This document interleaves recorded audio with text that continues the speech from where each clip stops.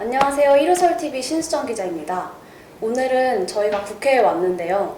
오늘 지금 옆에 계신 유상범 의원님은 지금 최근에 지난달에 국민의힘에서 김명수 대법원장의 비리백서를 발간하신 발간 책임위원장이십니다. 네. 그래서 저희가 모셔봤는데 오늘 한번 그 내용을 조목조목 따져보고 집중 조명해보는 시간을 가져보도록 하겠습니다. 네, 의원님 안녕하세요. 네, 반갑습니다. 네, 처음 뵙는데 저희 네. 1호설TV 시청자 여러분께 인사 한마디 부탁드립니다. 네. 일요설 TV 시청자 여러분 반갑습니다. 국회의원 유상범입니다. 이렇게 바쁘신 중에 저에게 찾아와 주셔서 좋은 질문과 좋은 의견을 물어봐 주면 저 성실히 답변을 드리겠습니다. 제 답변이 만족스러울지 모르겠지만 제가 아는 한 일요설 TV 시청자 여러분께서 좋은 정보를 받으실 수 있도록 도와드리도록 하겠습니다.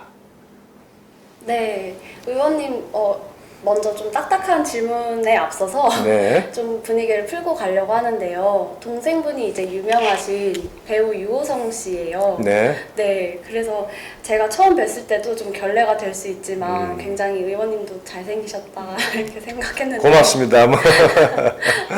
네. 최근에 그러면 이제 동생분이 아무래도 유명한 배우시다 보니까 네. 이거 관련해서 국회에서도 뭐 여러 가지 얘기를 들으셨을 것 같아요. 네. 제가 처음에 여기 국회에 들어왔더니만 모든 사람들이 저를 보고 이제 유호성 형이라고 이렇게 평가를 하더라고요. 근데 최근에 조금 경향이 바뀌었습니다. 제가 이제 여러 가지로 법사위에서 활동을 하면서 주목도 받고 또 최근에 가끔씩 그 정기적으로 TV에 출연하고 그러다 보니까 최근에 제가 유호성보다 더 유명해졌다. 이런 식의 평가도 있더라고요. 근데 그거는 지나친 평가고요. 동생이 제가 국회의원이 되는 데 있어서 절대적으로 기여를 했고 지금도 많은 도움을 주고 있습니다. 인격적으로 훌륭하고 또 직업적으로는 철저한 장인 정신을 갖고 있는 동생에 대해서 늘 자랑스럽게 생각하고 지금도 고맙게 생각하고 있습니다. 네, 그러면 이제 본격적으로 좀 질문을 드려볼게요. 네. 먼저 검찰 출신으로 알고 있는데요. 제가 정치인문 배경이 좀 듣고 싶습니다. 네.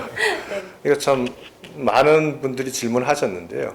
제가 창원지방검찰청의 검사장으로 재직을 하다가 우리 문재인 정권이 들어섰습니다.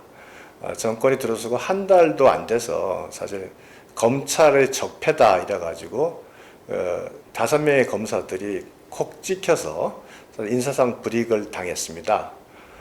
그래서 저는 그 당시에 창원지검장을 하다가 광주고검 차장검사로 발령이 났는데 그 이후에 또 한 달 조금 더 지나서 다시 저를 법무연수원 연구위원으로 다시 발령을 냈습니다. 제가 그 당시 사표를 제출하지 않아서 반드시 사표를 받겠다는 취지죠.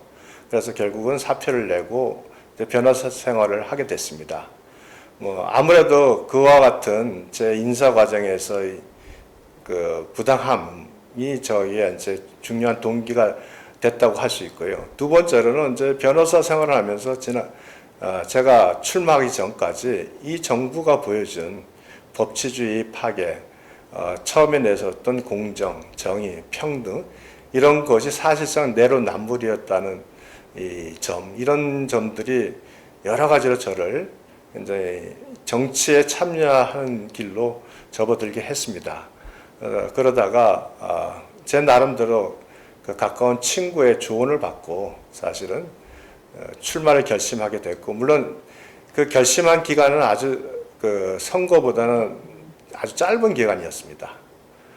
그러나 하여튼 결국 그 친구의 조언이 결정적으로 영향을 미쳐서 제가 오늘 이 자리에 와 있게 됐습니다.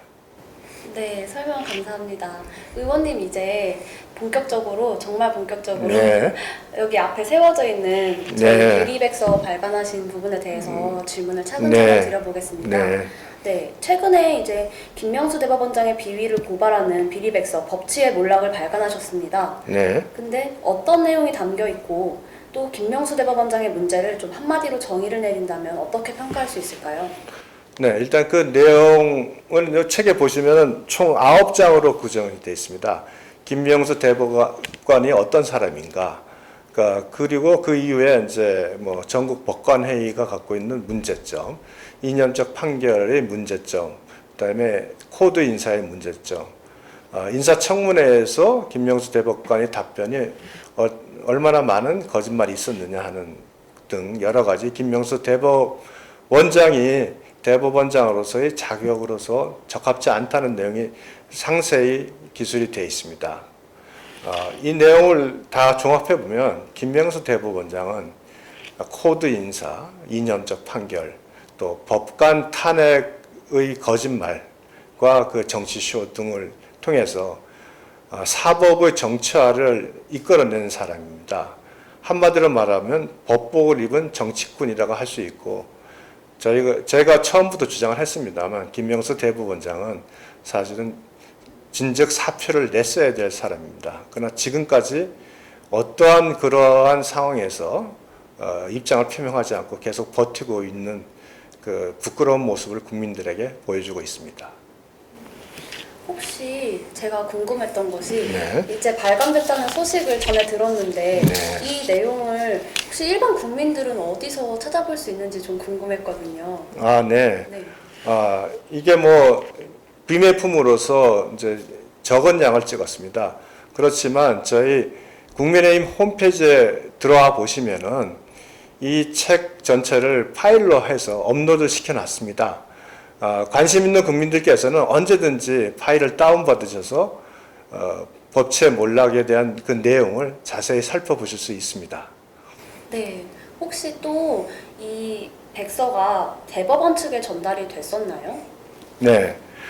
저희가 이 백서를 출간하기 전에 초안 상태로 그 지난 5월 25일에 그 전주의 의원 강훈 의원과 같이 대법원에 방문해서 초안을 전달했습니다. 그리고 저희가 완결본을 내기 전에 대법원장의 의견과 입장을 듣겠다. 그 의견과 입장을 반영하겠다고 말씀을 드렸는데 저희들이 발간할 때까지 대법원장으로부터 아무런 대답이 없었습니다.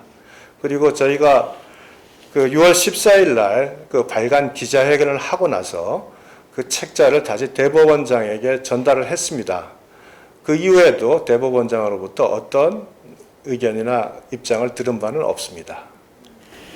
대법원 측의 답변을 들은 것이 없다고 하셨는데요. 네. 그게 벌써 두 차례잖아요. 네, 그렇습니다. 그렇다면 대법원 측의 이런 행동은 좀 어떤 것을 의미하나요? 대법원 대법원장으로서는 사실은 여기에 기재된 내용에 대해서 답하기가 굉장히 어려울 겁니다. 객관적 팩트를 중심으로 저희들이 모두 기술을 했고, 그다음에 그 내용에 대한 평가조차 일반 국민들의 입장에서 저희들이 평가를 한 것입니다. 따라서 대법원장으로서는 아마 여기에 대한 어떤 답도 할 수 없었기 때문에 결국은 저희들에게 어떤 답도 보내지 않은 것이라고 저는 이렇게 생각을 하고 있습니다. 네, 좀 이해는 되는 부분인데 네. 그래도 명확한 답을 내놓을 수 있으면 좋지 않았을까 싶은 마음도 있네요. 일반 네. 국민으로서. 이제 저희가 원하는 명확한 답이라고 한다면 사실은 대법원장이 그동안에 사법의 정치화를 초래한 장본인으로서 대국민 사과를 하고 그리고 나서 사실 사퇴를 하는 것이 대법원장이 내놓을 유일한 답이 아닌가 이렇게 생각을 하고 있습니다. 네, 생각 말씀해 주셔서 감사드리고요. 네, 다음에 이제 좀 하나하나 내용을 조목조목 네. 여쭤보겠습니다. 임성근 전 부장판사와의 면담 녹취록이 공개된 이후에 네. 대법원장에 대한 명예실추와 함께 자진 사퇴 촉구하는 목소리가 나왔는데요. 이거에 대해서는 좀 어떻게 생각하시나요? 대법원장이 그 후배 고등부장 판사가 법적 제한이 없음에도 사퇴를 하겠다는 것을 막았습니다. 그리고 그 사퇴를 막은 이유가 당시에는 법관 탄핵에 대한 어떤 얘기도 없는 상황에서 탄핵이라는 단어를 수없이 남발하면서 그 고등부장 판사의 탄핵을 막았습니다. 그리고 나서 그 부분이 문제가 되자 국회에서 질의서를 보냈습니다. 그 질의서에 본인은 탄핵 때문에 그 사표 제출을 막은 게 아니라고 국회에도 거짓말을 했습니다. 결국 그게 바로 드러났죠. 대법원장은 삼부 요인이자 우리 어떤 면에서 대한민국의 마지막 양심의 보루라고 할 수 있습니다. 이러한 대법원장에 위치해 있는 사람이 그 후배 판사를 탄핵의 제물로 내세웠으면서도 그 과정 속에서 명확하게 드러나는 거짓말을 수행했다는 것 그 자체만으로 대법원장으로서는 자질이 없다고 하겠습니다.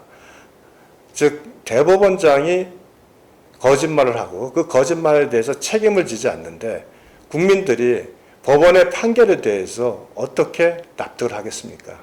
저는 이런 차원에서 대법원장은 당연히 사퇴를 해야 된다고 생각을 하고 있습니다. 또 그렇기 때문에 수많은 법조인들 또 법원의 일반 직원까지 나서서 대법원장의 자진 사퇴를 요구한 것입니다. 네. 그렇다면 이후에는 이 자진 사퇴 목소리가 나오고 있지만 아직까지는 명확한 리액션이 없는 상황이잖아요. 이거에 대해서 혹시 좀 법제사법위원회 하시면서 어떤 대응을 준비하고 계신지도 좀 궁금합니다. 저희가 사실은 저는 개인적으로 세 번에 걸쳐서 대법원장을 직접 면담을 했고, 면담할 때마다 탄핵과 관련된 거짓말, 또 대법원장의 사법의 정치화 등 여러 가지 이유를 들어서 자진 사퇴를 요구를 했습니다. 저희 국민의힘 의원들이 많이 요구를 했지만 대법원장 그때마다 지금 그 사유로는 사퇴할 의사가 없다는 입장을 밝혔고요. 그런 입장이 있기 때문에 또 꾸준히 사퇴를 해야 된다는 요구를 할 수밖에 없었던 겁니다. 지금도 대법원장은 사퇴할 의사가 없을 것으로 생각을 합니다. 또 게다가 최근에 아시다시피 시아버지의 판결 찬스라 해서 며느리가 대법원장 공간에서 자기 소속 회사 변호사들과 만찬 파티를 열었습니다. 공과 사를 전혀 구별하지 못하는 그런 모습까지도 대법원장이 보여줬습니다. 그럼에도 불구하고 이제는 침묵으로서 또 일관하고 있습니다. 제가 봐서는 대법원장은 거짓말의 명수고 침묵의 명수이고 그러면서 어떤 행위, 어떤 거짓말에 대해서 책임을 지지 않는 명수이기도 합니다.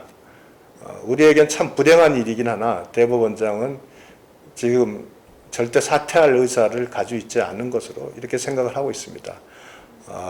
대법원과 관련된 법사위에서 현안 질의를 할 때마다 우리 국민의힘 의원들은 그런 점에 대해서 지속적으로 강조해 왔고 앞으로도 대법원장의 사퇴에 대한 부분은 아마 국민의힘 의원들 사이에서 계속적으로 재개될 것으로 생각을 합니다. 네, 의원님 방금 말씀하셨지만 최근에 또 논란이 된 사건이 있잖아요. 네네. 네, 아무래도 김명수 대법원장의 며느리인 강모 변호사가 2018년도에 땅콩회항 네, 이제 조연화 관련해서 집행유예 선고 이후에 한진 법무팀 동료들을 불러서 대법원장 공판에서 만찬을 가진 게 논란이 됐잖아요. 네. 어떻게 이런 공판에서 만찬을 가질 수 있는 일이 일어날 수 있는지 좀 궁금합니다. 네. 우리 이해를 못 하시겠죠? 저는 정말 이해할 수가 없어서 네. 어떻게 이런 일이 일어나게 된 배경이 어떻게 된 것일까? 김명수 대법원장 아래 있는 지금의 대법원의 모습은 어떻게 그런 배경을 가질 수 있었을까가 좀 궁금합니다. 저도 이해를 못합니다. 대법원장이라는 자리가 갖고 있는 그 상징성을 생각한다면은 특히나 더 공사 구별은 엄격해야 되는데 며느리의 그 회사 동료들이 그 공간에서 일단 만찬을 갖는 것 자체가 이건 굉장히 적절하지 않고요. 근데 무엇보다도 그 동료가 변호사들이고 땅콩회항의 조연화 그 상무 그 판결에서 그 확정이 되고 나서 왔다는 거는 마치 그 대법원장이 시혜를 베푸는 것에 대해서 그 며느리가 그거를 누리는 듯한 모습을 보여줬단 말이죠. 이거는 누가 뭐래도 정말 부적절하다고밖에 말할 수 없습니다. 그리고 제가 알고 있는 많은 그 법원의 고위 법관들도 이 점에 대해서는 부끄러워서 얼굴을 들 수 없다. 이렇게까지 평가를 합니다. 네. 그리고 의원님 정말 충격적이지만 네. 아무래도 사조직에 대한 얘기도 빼놓을 수 없는데요. 전국 법관회의 말씀이신가요?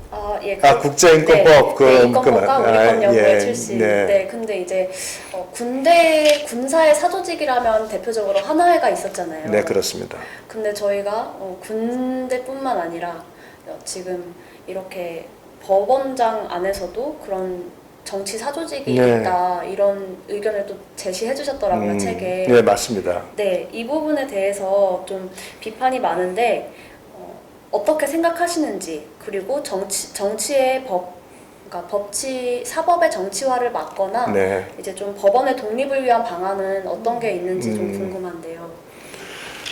굉장히 좀 어려운 질문을 주셨는데, 네, 네.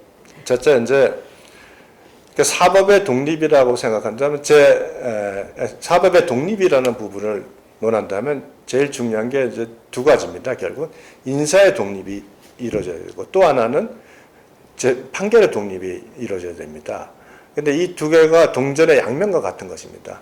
인사의 독립이라고 한다는 것은 특정한 정치적인 배경을 가진 사람이 인사에서 배려를 받거나 또는 특정한 이념을 같이 하는 사람들이 특정한 보직에 앉는다든가 이런 일이 발생을 해서는 안 된다는 거죠. 결국 그것이 발생하면 사법부 전체가 정치적 성향을 띠게 되고 그것이 사법의 정치화라는 걸로 연결이 되는 겁니다. 그래서 과거에 이용원 그 대법원장이 이제 노무현 대통령 때 재임을 하셨는데 그 당시에도 그 소위 우리법 연구회라는 것이 같은 논란이 있었습니다. 그래서 이용원 대법원장 시절에 제 기억에는 우리법 연구회를 해산을 했습니다. 그런 논란을 피하기 위해서.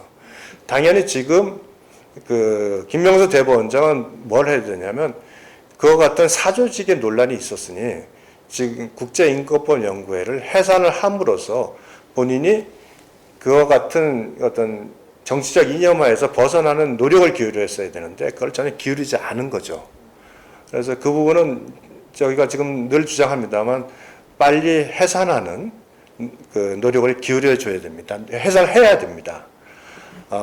또한 인사의 독립과 아까 그 판결의 독립이 한전 동전의 양면과 같은 것이라는데 인사가 독립 안 되면 특정 성향을 가진 판사들이 앉아 있으면 이념적으로 편향된 판결이 나오고 또 특정의 그 소속 그 판사가 중앙지법에 6년도 재임하고 4년도 재임하고 이러면서 이제 많은 인사상의 그 문제점을 야기하게 됩니다. 근데 그런 판사들은 저희가 보면은 굉장히 위험한 판결을 합니다.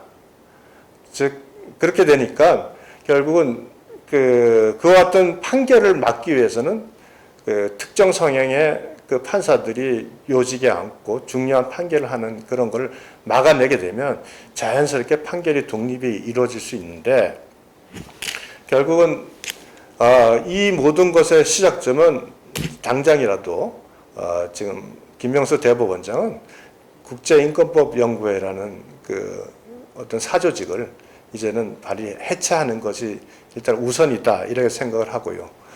앞으로 사법부의 정치적 중립이라는 측면에서 보면은 지금 김명수 대법원장이 완전하게 자신의 어떤 잘못을 인정하고 새롭게 인사를 하고 그다음에 그 중요한 재판부에 있어서는 전적으로 업무 역량과 그 판결의 그 아주 정확하고 그 논리적인 판결을 할 수 있는 우수 법관을 그 자리에 앉힘으로써 자연스럽게 또 그 사법부의 독립이 또 판결의 독립이 이루어질 수 있다 이렇게 생각을 하고 있습니다.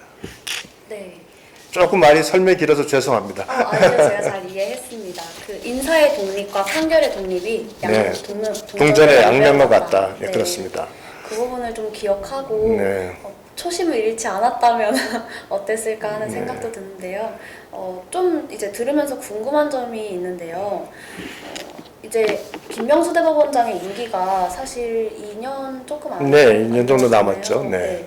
근데 어쨌든 김명수 대법원장은 임기가 끝날 것이고 네. 자리를 내려오시게 될 텐데 국제인권법 연구회가 해산이 된다고 하더라도 이미 자리를 요직을 차지해버린 인사들은 그 영향력을 계속 행사하지 않을까 싶거든요.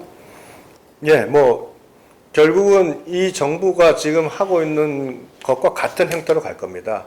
그러니까 특정한 성향의 사람들을 요직에 앉히게 되면 정권이 바뀌어도 그 판사들의 인사를 인사 원칙에 벗어나서 또 함부로 할 수 없거든요. 만약 그렇게 하면은 결국 다음 정부도 이 정부와 같은 행태를 반복하는 게 되니까 그렇게 어렵게 됩니다. 그래서 저희들이 그래서 걱정을 많이 합니다. 그러니까 이 사법의 정치화를 바로 원래대로 돌려서 그 법원이 독립을 이루면서 제대로 된 판결을 하기 위해서는 이제 그 부분이 자연스럽게 정리가 돼야 되는데 아마 정권이 바뀐다 그래도 뭐 빠른 시일 내에 그러한 현상이 그러한 그 특정 성향의 판사들이 정리되기는 어려운 그런 지금의 구조였기 때문에 뭐 앞으로도 상당 부분 좀 혼란이 발생하지 않을까 이렇게 생각을 하고 있습니다. 좀 그래도 문제 해결 기간을 단축시키기 위해서는 하루빨리 대법원장이 이제 자리를 내려오시고 이 사조직도 해산이 돼야 되겠네요. 네, 근데 뭐 대법원장이 지금 입장에서는 대법원장이 먼저 정치적 중립을 위해서 자기가 노력하는 모습을 보인다면은 지금 이용원 대법원장의 과거 전례처럼 그렇게 하는 것이 가장 중요하지 않나 싶습니다. 그러니까 즉 국제인권법 연구를 해산시켜서 더 이상 사조직으로서의 비난을 안 받는 게 더 중요하지 않겠나 싶습니다. 네, 네, 감사합니다. 그 검찰도 마찬가지란 얘기가 있잖아요. 네. 그래서 이런 법 정치와의 독립성 중간에서 이렇게 잘 줄다리기를 하는 모습을 보이면서도 하는 게 좀 중요할 텐데 정권이 바뀔 때마다 검찰도 흔들기가 되고 있고 정치 검사들이 항상 문제가 되고 있습니다. 네, 그래서 정부로부터 또 정치권으로부터 완전한 독립을 이룬 검찰을 만들 수 있는 방안은 없을까요? 그거 제가 검사 출신이니까 그 부분에 대해서 말씀을 좀 드리겠습니다.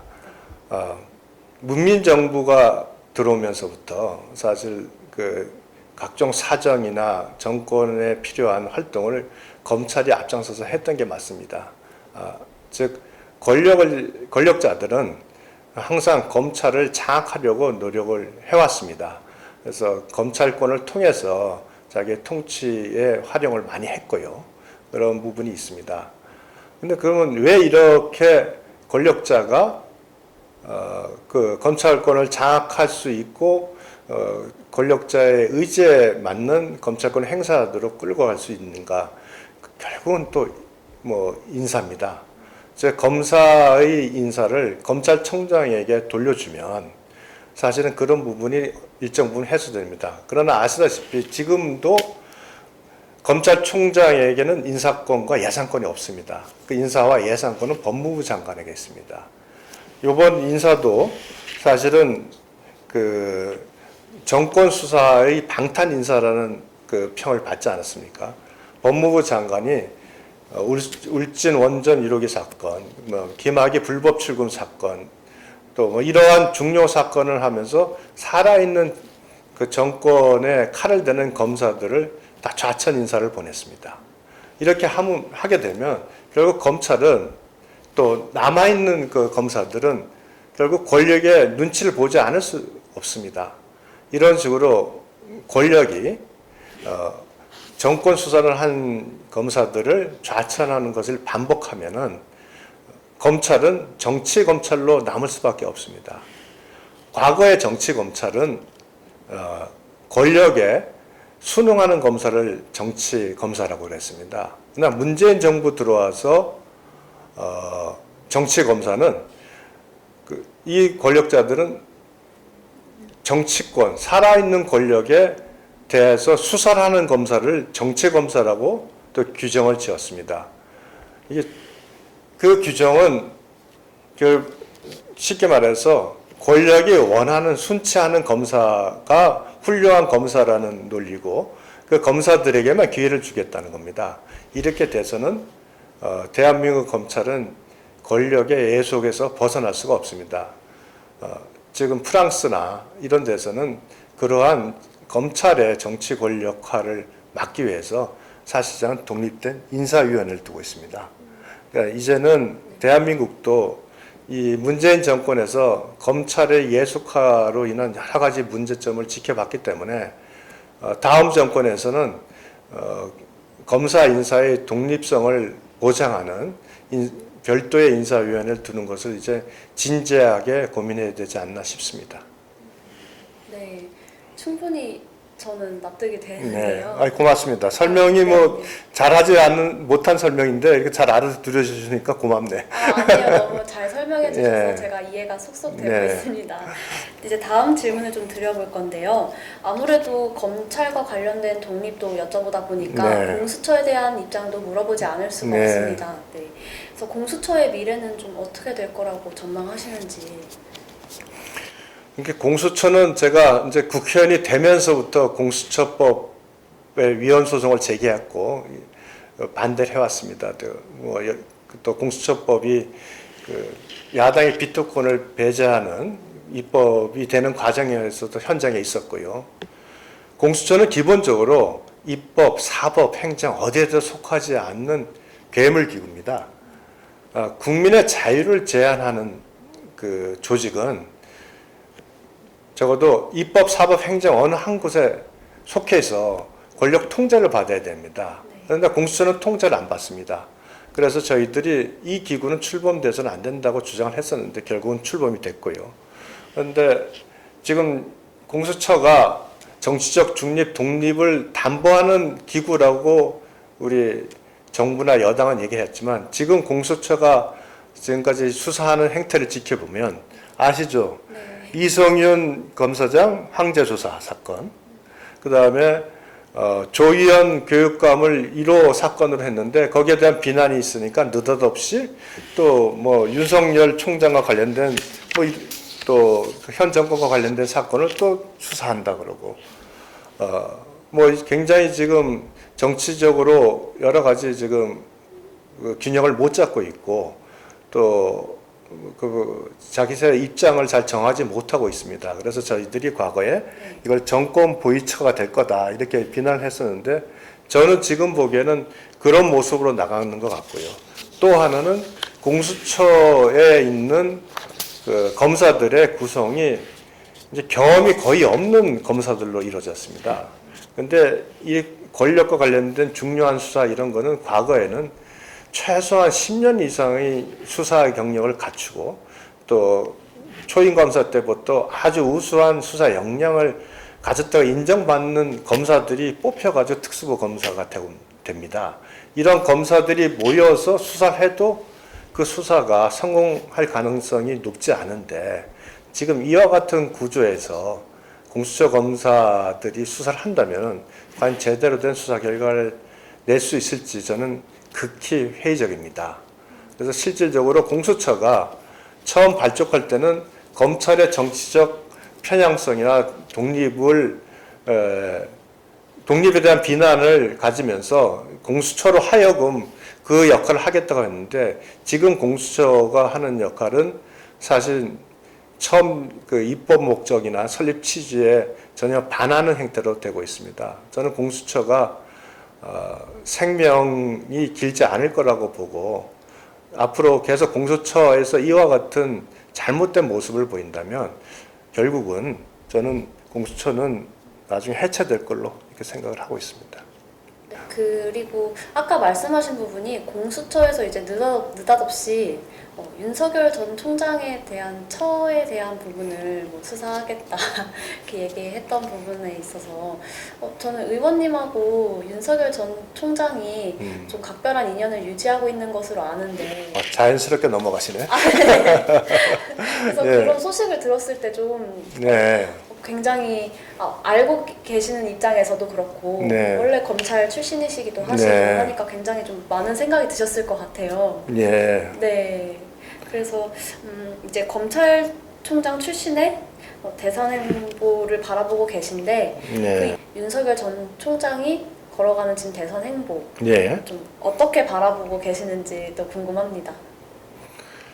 뭐 윤석열 총장이 대선 후보로 나왔다는 것에 대해서 여당에서는 극도의 뭐 배은망덕하다는 비난도 하고 비판을 합니다만, 윤석열 총장이 총장에 재임하면서 결국 살아있는 권력에 대해서 엄정한 칼을 들이댔다는 그 하나 때문에 엄청난 그 핍박을 받았습니다.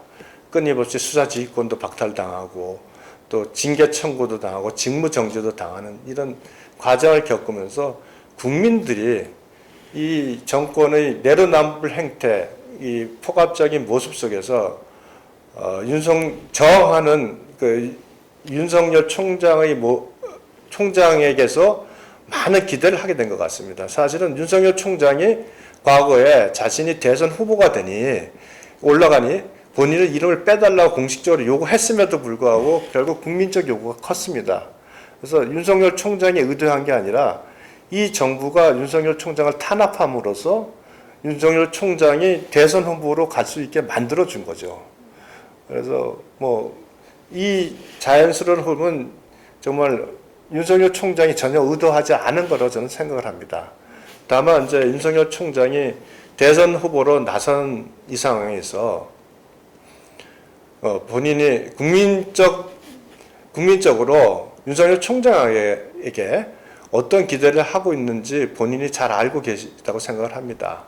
그러나 그 기대와 함께 결국은 국가의 비전과 미래에 대해서 좀 충분히 국민들에게 희망을 줄 수 있는 우리 공약을 가지고 또 국가를 이끌어 갈 수 있는 적임자라는 걸 보여주셔서 대선까지 승리를 거둘 수 있었으면 저도 감사하겠고 많은 노력을 부탁드립니다. 네, 좋은 말씀 감사합니다. 네. 마지막 질문에 앞서서 네. 이제 끝까지 좀 끝물에 다가오고 있는데 네. 의원님에 대해서도 좀 궁금해요. 그래서 이제 임기 기간 동안 꼭 이루시고 싶은 일이 있으시다면 어떤 게 있는지 좀 궁금합니다.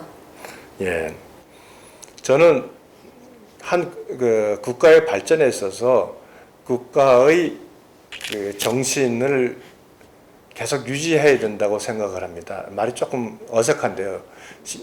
헌법적 가치가 반드시 잘 유지돼야만 대한민국의 발전을 이룰 수 있다고 생각합니다. 즉 자유민주주의, 시장경제, 그리고 법치주의, 이 세 가지가 대한민국의 발전을 이루는데 근간이 된다고 생각하고 거기엔 저는 신념을 가지고 있습니다. 그러나 지금 현재 민주당의 모습은 끊임없이 법치 파괴, 자유민주주의의 파괴, 또 시장경제의 몰락과 같은 형태로 끊임없이 그 입법과 각종 행정을 통해서 자행을 하고 있고 누구도 통제를 못하고 있습니다.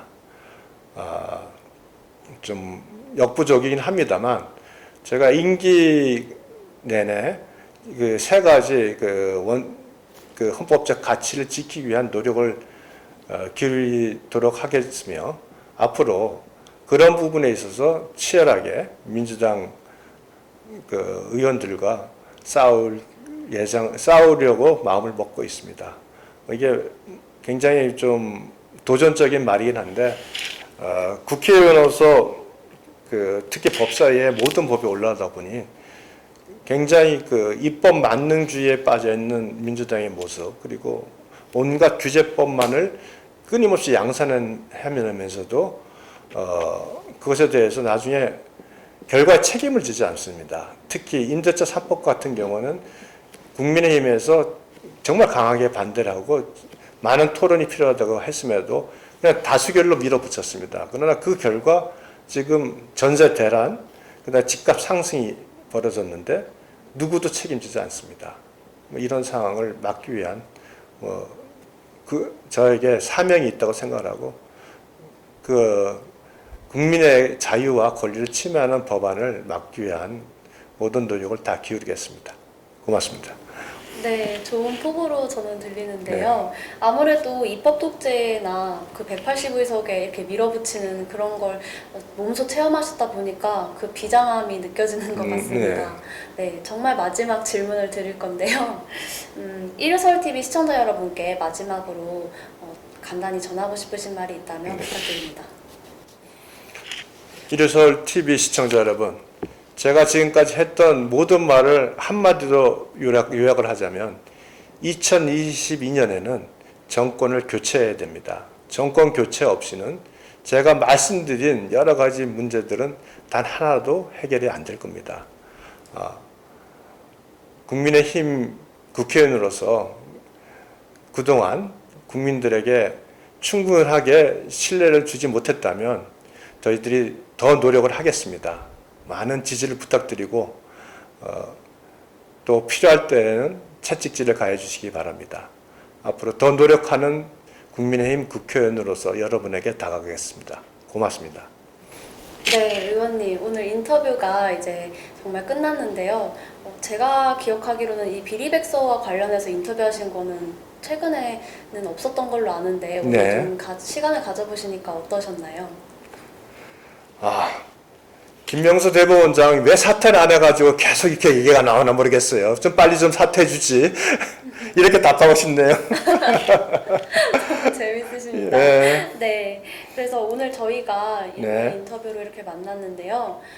지금 저희 유상범 의원님과 앞으로 저희 일요서울TV는 대한민국의 법치주의가 바로 서는 그날까지 더욱더 집중 조명하고 추적하도록 하겠습니다. 네, 좋은 시간 보냈습니다. 감사합니다. 네, 고맙습니다. 네, 고맙습니다.